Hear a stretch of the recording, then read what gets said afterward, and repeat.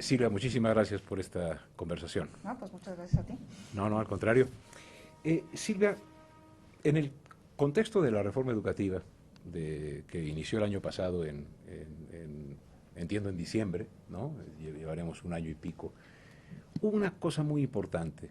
Una de las patas de la reforma educativa fue un Instituto Nacional para la Evaluación de la Educación autónomo. Y para muchas personas sería muy importante saber para qué el INE. Y te quisiera decir, voy por la calle y me dicen, es que ahora el INE va a evaluar a los profesores y va a decir quién se queda en el trabajo y quién no. Una especie como de una instancia que va a decidir cómo se hacen las cosas. Entiendo que hay una relación entre el INE, la SEP, etcétera. Entonces, quizá la primera pregunta es, ¿qué podemos esperar los ciudadanos de un instituto en el que hemos puesto tanta expectativa? Sí, pues mira, regresando un poco a lo primero que dijiste, yo creo que la razón por la cual se crea el INE autónomo como parte de la reforma educativa, esta reforma que empezó, como tú dices, el año pasado, pues yo me la quiero imaginar, porque obviamente yo no lo hice, pero yo me formulo la hipótesis de que un poco lo que se quería era empezar a hacer depender las políticas educativas de la evidencia, ¿no? De nuestro conocimiento de la realidad y de nuestra comprensión de la realidad educativa. Porque hemos estado acostumbrados en la historia que pues las políticas educativas van y vienen conforme van y vienen las administraciones, y entonces llega una administración nueva y se quitan las políticas educativas anteriores, se inician nuevas, sin que medie pues ningún tipo de evidencia que sostenga, digamos, una decisión de esta naturaleza. Y creo que hay una convicción ahora de que los cambios educativos son lentos, que se necesita una política de largo plazo, de largo aliento, ¿no? Y que es necesario, en todo caso, fundamentar las razones por las cuales una política educativa se tiene que cambiar. Entonces yo creo que una de las razones importantes fue esa, cómo podemos transitar en el país hacia una política educativa basada en un conocimiento y en una comprensión de nuestra realidad. Y yo creo que eso es lo que el INE quisiera aportar, ¿verdad? O sea, cómo podemos realmente conocer y además tratar de comprender, porque el INE va a hacer evaluaciones, pero también va a hacer investigación, y hay muchas más gentes en este país que hacen investigación, y hay investigaciones a nivel mundial que también nos sirven, ¿no? Que nos explican las situaciones, ¿no? Entonces, poder recurrir a eso como para fundamentar los cambios necesarios en la política educativa que se derivan el diagnóstico evaluativo que se hace de la realidad educativa. Ese yo creo que es una razón muy importante. Otra razón importante es que pues la evaluación sí tiene, digamos, esta capacidad de ordenar lo que antes estaba desordenado, ¿no? Porque la evaluación pues te pone las cosas en su lugar, te dimensiona los problemas, te cuantifica las brechas, te habla de condiciones que no permiten que se logren objetivos, ¿no? Y si la evaluación va a tener la posibilidad de generar recomendaciones de política educativa, pues las recomendaciones tienen que ir necesariamente por el lado de ordenar. Entonces, pero Silvia, sí, ¿recomendaciones? Se llaman directrices en la ley, ¿verdad? O sea, son, exacto. sí, Al estudiar la ley, parece que el INE tiene, vamos a decirlo en los términos que se usan, que tiene dientes, es decir, que el INE tiene poder. Claro. Sin embargo, de repente también me encuentro en la ley que van a ser las autoridades educativas, federales y estatales, las que van a ejecutar, por ejemplo, los criterios para evaluar profesores. Eso no me queda claro. Sí, bueno, no, al INE en la ley se le dan, digamos, estas dos facultades. Primera, de establecer los lineamientos sobre las evaluaciones educativas, y en ese sentido el INE es la máxima autoridad de evaluación educativa en el país. Estos lineamientos que emite el INE, que digamos ahí hay dientes como muy claros, son vinculantes para todas las autoridades educativas, las federales y las estatales, en el sentido de que lo que nosotros digamos acerca de qué hacer en evaluación, cómo hacer en evaluación, cómo usar eso que se usa en evaluación, qué solidez técnica darle a los instrumentos, todo eso, esos son vinculantes. O sea, quiere decir que las autoridades educativas tienen que obedecerlos. Y por otro lado están las directrices, que las directrices son justamente eso, recomendaciones que se derivan de estas evaluaciones y de las investigaciones que las rodean, que tienen, que digamos que lo fuerte en este momento, para mí de las cosas más importantes de la reforma, ¿no? Es que esas directrices, que justamente están basadas en un conocimiento y una comprensión de la realidad educativa, se tienen que hacer públicas y tienen que ser respondidas públicamente. O sea, ahí no es que tengan que obedecer al INE, pues sería muy difícil, nosotros no somos la Secretaría de Hacienda y además pues nos podemos equivocar equivocar porque la verdad siempre es efímera, ¿verdad? Claro. Pero de alguna manera sí tiene que ser respondida públicamente. Entonces nosotros hacemos una recomendación a la autoridad educativa correspondiente y la autoridad educativa correspondiente tiene un plazo para decir si podemos, no, si podemos, pero no ahora, o podemos parcialmente, y las razones son estas y estas, y eso se hace público. Entonces la sociedad entra a jugar como un actor en este proceso, ¿no? Es un tercia, digamos, en este diálogo que tiene el INE con la Secretaría de Educación Pública, porque está informada de las cosas que nosotros proponemos y que la SEP responde, o la SEP o las autoridades educativas responden, ¿no? Déjame decirte, aunque después quisiera que nos dijeras también qué hace el INE con alumnos, con programas de estudio, con infraestructura, ¿no? Pero un momentito más sobre profesores, porque me parece que en los medios y en la discusión pública ha sido, digamos, el asunto más que ha causado más inquietud. Te lo podría plantear en términos de ¿y quién va a evaluar la evaluación? Porque si entiendo bien, el INE va a decir, bueno, para evaluar a los profesores hay que seguir estos criterios y hay que hacer tal y tal cosa. De eso se va a encargar no el INE, sino las secretarías. Sí, en ese sentido la división del trabajo es muy clara, ¿no? La evaluación que tiene repercusiones sobre individuos la hace las autoridades educativas. Y la evaluación que no tiene repercusiones sobre individuos, pero que nos ayuda a comprender la realidad educativa, que está basada en muestras, fundamentalmente esa la hace el INE. Entonces sí hacemos evaluación también nosotros, pero la característica de la evaluación es distinta. Sí, o sea, ustedes hacen una evaluación y nos informan a nosotros como ciudadanos, señores, el magisterio mexicano está compuesto de tal y tal manera, tiene estas grandes fortalezas, tiene estas, sugerimos directrices. Pero, para que nos quede claro, la evaluación que aplicará la SEP en términos de conservación o no del trabajo, zonas en las que tiene que fortalecerse, etcétera, esos lineamientos son también responsabilidad del INE, así es. Y mi pregunta es, ¿también van a evaluar que esos lineamientos se hayan seguido? Sí, cada lineamiento implica necesariamente una supervisión de su aplicación. Entonces sí le corresponde al INE emitir el lineamiento y supervisar su aplicación, desde luego. ¿Podríamos decir, Silvia, entonces que tenemos en el INE al representante de la ciudadanía, de la sociedad? Pues fíjate que yo justamente así me quisiera imaginar el INE, justamente de esa manera, ¿no? Es un poco la formalización de una vigilancia ciudadana sobre el quehacer de la autoridad educativa. Yo así me lo quiero imaginar, ojalá así se pudiera tomar. Sí, porque ¿no? Aquí oscilaríamos entre, y tú sabes que en la política hay siempre tensiones. Digo, no le voy a enseñar el abecedario a la maestra, ¿no?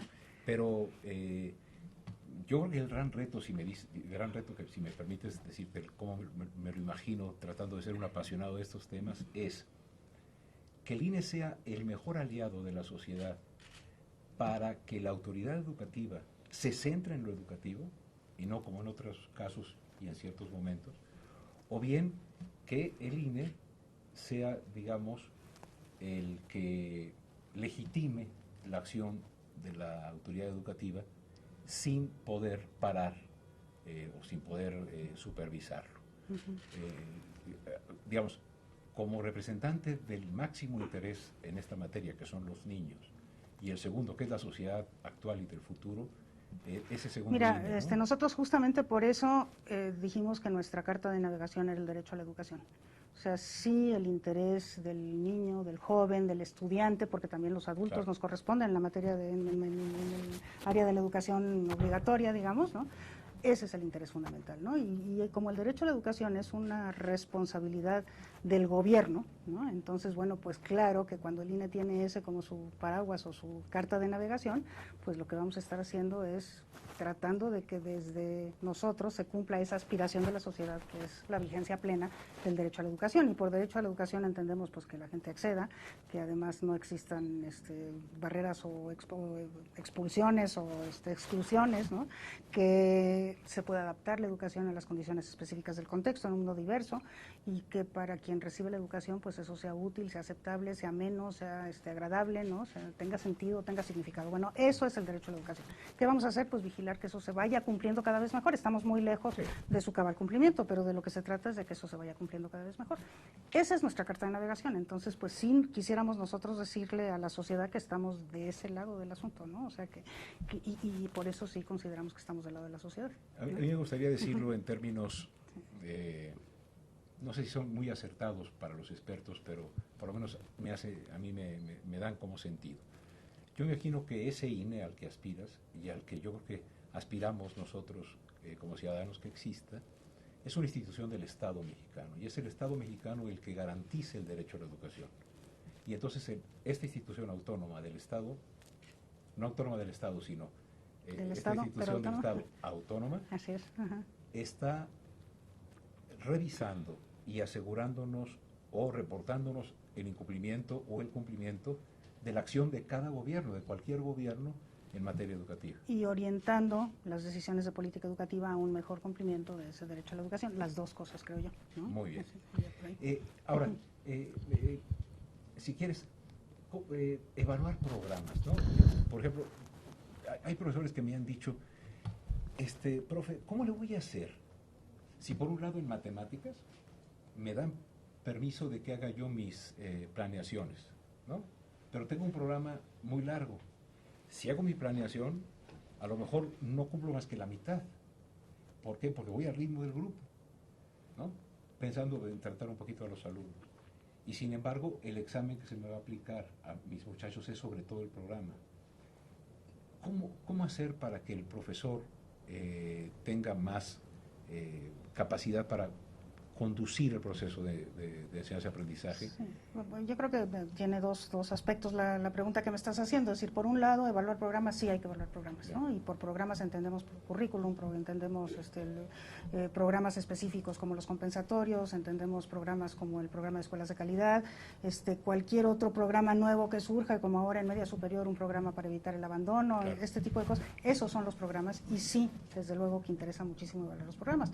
El programa sectorial de educación está lleno de nuevos programas y bueno, va a ser como muy importante poderles dar seguimiento a esos programas porque me parece que todos ellos son necesarios, ¿no? Entonces sí, habría que seguir los programas. Pero también una de las cosas, bueno, y ahí al evaluar programas, este tipo de problemas tienen que salir, ¿verdad? O sea, está sobrecargado el currículum. Los maestros para las poblaciones normales de este país no pueden, no tienen tiempo para hacer las adaptaciones y las adecuaciones porque si no, no les da tiempo de cubrir. Bueno, esos problemas tienen que salir al evaluar un programa y eso se tienen que hacer públicos y de ahí tienen que derivarse recomendaciones, ¿no? Pero por otro lado también, uno de nuestros propósitos es que lo que entendemos por cultura de la evaluación sea algo que verdaderamente tenga la capacidad de llegar al aula. O sea, de donde el maestro pueda hacer esas evaluaciones por él mismo, ¿no? Y decir, bueno, pues este programa está demasiado grande, lo verdaderamente, si no lo voy a poder cubrir, además me tengo que adaptar a mi población, yo voy a tomar la decisión de hacerlo, ¿no? Entonces, bueno, que esa capacidad de hacer evaluación respecto de su propio contexto, de sus propios alumnos y de sus capacidades, pues también vaya quedando cada vez más en manos de los docentes. Y eso, digamos, es un propósito de largo plazo de ir fortaleciendo esta cultura de la evaluación, que a donde más importa que estés en el aula y en la escuela, ¿no? Sí, porque si solo queda en el periódico, en qué lugar quedamos en PISA, etcétera, no cala. No trasciende, así es.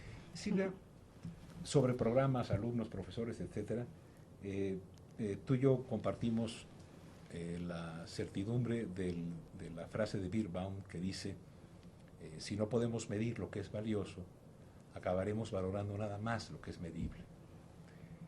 Y como a mi juicio, durante todos estos años, evaluación ha sido no comprendida como un fenómeno que aspira a ver también lo que no es medible, se ha reducido a examinación, y examinación se ha reducido a examen de opción múltiple, y examen de opción múltiple se ha reducido a una regla de 3 para decir, reprobaron tantos, ¿no? Es decir, toda esta cosa tan terrible, ¿no? Que vacía la evaluación de su contenido, en el cual otra vez estoy enseñándole el ABC a la profesora, pero que me has ayudado a entenderlo. ¿Cómo hacer para que, por ejemplo, en la actividad docente, que es una actividad tan compleja y tan fundamental en el aprendizaje, sepamos la sociedad y los profesores mismos qué es aquello que no es tan fácilmente medible, pero que es crucial liderazgo, creatividad, imaginación, autonomía. ¿Cómo? Sí, yo creo que es muy importante hacer esta distinción entre medición y evaluación, ¿no? Entendiendo que la medición pues es lo que se puede hacer con un instrumento relativamente estandarizado, fácil de calificar, que se puede aplicar masivamente, y bueno, que entendemos que eso es terriblemente parcial, ¿verdad? Que en muchas ocasiones es necesario y lo tienes que utilizar. Por ejemplo, a mí me parece que es muy claro que los maestros tienen que conocer la materia que enseñan y entonces que la mejor manera de saber si la dominan o no la dominan es a través de un examen. Y bueno, pues ahí habrá que examinarlos. Pero lo que sería un terrible error sería hacer depender la evaluación solamente de un instrumento que mide, ¿no? Claro. Sino que realmente lo que queremos es evaluar una actividad compleja con un aparato complejo de evaluación, porque esa es la única manera de responder ante una realidad compleja, ¿no?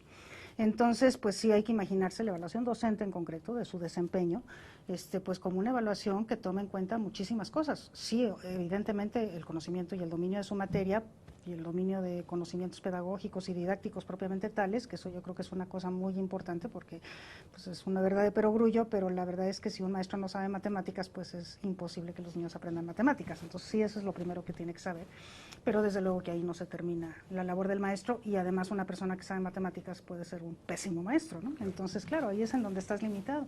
Entonces nosotros sí estamos planteando que esa evaluación tiene que ser una evaluación muy compleja, basada en múltiples instrumentos, que implique una visita a las escuelas, que implique conocer el contexto en el que está trabajando el docente, el contexto, el entorno más amplio, pero también las características específicas de su escuela, sus condiciones de trabajo, la infraestructura, el número de alumnos que tiene, si tiene o no tiene materiales didácticos, ¿no?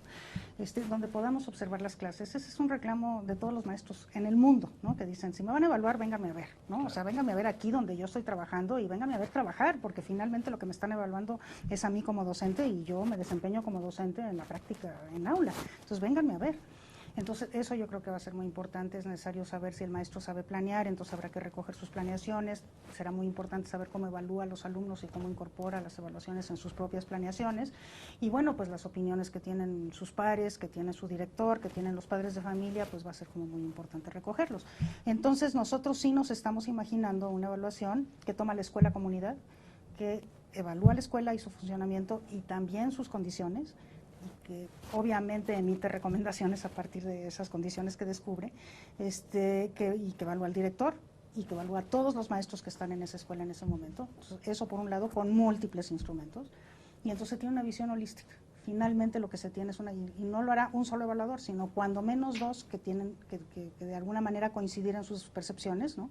Y que cuando no coinciden tienen que poder acceder a una tercera persona, probablemente afuera, que pueda dirimir aquello que se ve y que está de alguna manera documentado. Pero además es un proceso. O sea, la evaluación no es una cosa de una sola vez, sino que la primera vez que se evalúa a un docente, por ejemplo, esa evaluación ubica. Y después las evaluaciones lo que tienen que poder hacer es medir, o sea, evaluar más bien, si el maestro fue capaz de mejorar entre una evaluación y la siguiente. Pero entre una evaluación y la siguiente tienen que pasar muchas cosas. O sea, tiene que haber formación, tiene que haber acompañamiento, tiene que haber apoyo, tiene que haber mejoramiento de las condiciones de trabajo cuando estas no cumplen el mínimo, ¿no? Entonces, si tú ves la evaluación como proceso, pues entonces ya estamos hablando no de medición, sino de una cosa bastante más amplia, ¿no? Una evaluación es una cosa mucho más seria que una medición. Evidentemente. Pero algunas formas de medición son indispensables en la evaluación. Eso sí, como parte de. Parte de. Ahora, Silvia, antes de terminar, porque nos podemos quedar aquí todos los años, pero ¿es posible? Yo te diría como profesor, ¿es posible una evaluación así de compleja, holística, con los recursos que tenemos? Bueno, yo creo que es posible si nosotros nos imaginamos que no va a partir todo de un solo centro y que desde este centro se va a hacer absolutamente toda la evaluación, por un lado, o sea, son 32 entidades federativas, cada entidad federativa puede jugar en esto un papel muy importante, se puede pensar inclusive en que las zonas escolares tengan algo que ver, y cuando tú empiezas a desmenuzar esa realidad dices, pues a lo mejor sí es posible, si tú, o sea, puedes dividir este pastel en pedacitos, ¿no? Y entonces sí puedes imaginarte que esto puede ser posible. Segundo, si nos imaginamos que la evaluación no se hace en un solo momento, ¿no? O sea, sino que tú dices en un periodo largo de alrededor de 3 o 4 años, todos los maestros tendrán que pasar por un proceso de evaluación, pero no el primer año tienen que pasar todos. Eso todavía está un poco complicado porque, por ejemplo, carrera magisterial que va a terminar en el año 2015, según dice la legislación, pues tiene que ser sustituida por algo. Claro. Y ese algo que la sustituye, pues lo tienen que sustituir para todo el mundo, porque no sería justo que lo sustituyeran. Entonces, todavía esas cosas pues hay que ver cómo se dirimen. régimen, pero la idea es esa, ¿verdad? O sea, que efectivamente esto que queremos hacer de esta manera tan compleja y tan completa, se pueda hacer bien en el tiempo necesario para hacerlo, ¿no? Pues Silvia, yo creo que me quedaría con una idea de mucho optimismo y también creo yo, en la que necesitamos mucho la colaboración no solamente de los interesados en la materia educativa, sino de toda la sociedad interesada. Fíjate que ya ahora que he estado metida en esto, eso yo no lo había pensado antes, pero he estado pensando que, bueno, la evaluación, eso no lo dije, pero obviamente la evaluación tiene como finalidad mejorar y la evaluación es formativa, no es punitiva. La evaluación sirve, ¿no?, para que tú crezcas como persona, quien sea que seas, alumno, maestro, y para que te desempeñes mejor si eres maestro profesionalmente o si eres directivo, ¿no? O sea, crece tu profesionalismo. Ese es el propósito de la evaluación, es el propósito central, y creo que el grandísimo reto está en demostrar que eso se puede. O sea, que la evaluación efectivamente sirve para eso. Ese es el reto. En la medida en que podamos demostrar, vamos a tener credibilidad, ¿no? Claro, porque hay personas que están esperando que para que el INE sea creíble se despida a 10,000 o a 15,000 profesores. Bueno, eso yo creo que, o sea, yo digo, para que el INE sea creíble, si salen 2 o 3, va a ser creíble. pero lo que te quería decir es que incluso he llegado a pensar que la evaluación es un derecho, porque eso es lo que te da la posibilidad efectivamente de mejorar, ¿no? Y que tendríamos que verlo así, como eso que me ayuda, que me da insumos para yo crecer personalmente. Un derecho para el evaluado. Un derecho para el evaluado. Todo el mundo tendría que tener derecho a ser evaluado, porque eso es lo que te permite tener la retroalimentación y la visión desde fuera, para que tú puedas dar el estirón y crecer, con apoyos evidentemente. Es una condición de posibilidad de mi mejoría, en vez de ser la ocasión en que el Big Brother va a ver si me corre o no me corre, o si soy bueno o si soy malo. A mí eso me encantaría, que eso se fuera quedando de alguna manera como sedimento, digamos, de lo que el INE quiere que se entienda por evaluación. Sí.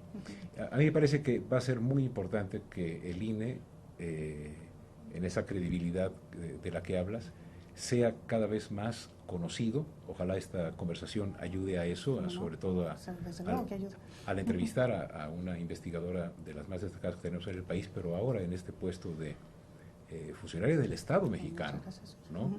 Y creo yo que hasta donde yo lo veo, si las patas de la reforma eran hasta ahora la evaluación con el INE, el servicio profesional docente y la ley federal, la nueva ley general de educación, que sea el INE el espacio en que como sociedad podamos confiar en que lo que sucede en el sistema es algo que es valioso, mejorable y que mejora. Y no nada más que está mal, que cada vez estamos en el último lugar en PISA, ¿no? Porque si no, no sería posible el país, ¿no?, ante esos resultados. Entonces, yo creo que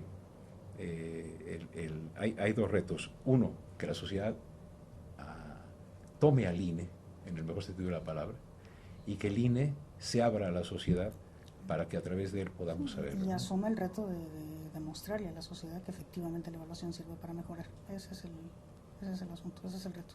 Silvia, pues, te iba a decir que está en tus manos. No, está en manos de la Junta, está en manos de las direcciones, pero te quiero decir también, está en manos de nosotros. Y no me asumo como alguien que estudia cuestiones educativas, además, sino porque ahora está llevándose a cabo el intento de definir un nuevo modelo educativo. Bueno, hay que entrarle, ¿no? Pero creo que está en manos de nosotros contar con un derecho. Así como la evaluación es un derecho para el evaluado, creo que para el ciudadano es un derecho contar con un instituto autónomo que nos ayude a saber cómo está la educación en el país. Qué bonito, muchas gracias, Manuel. Entonces, de derecho a derecho quedamos derechos. ¿Sale? Me parece muy bien. Gracias, Muchas gracias, no, gracias a ti. Hasta luego.